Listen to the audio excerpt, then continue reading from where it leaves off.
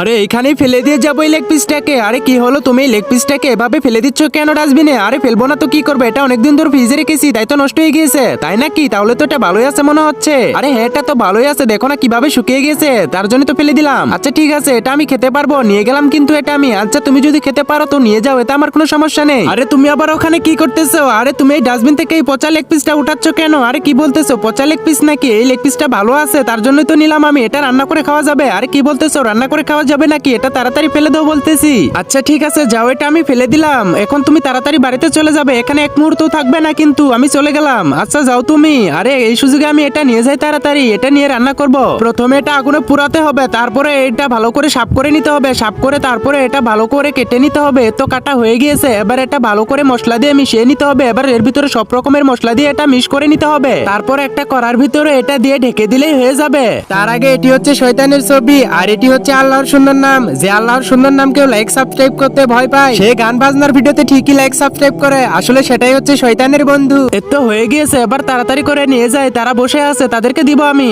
এই নাও তোমাদের খাবার রেডি হয়ে গিয়েছে, এবার খেয়ে দেখো কেমন হয়েছে।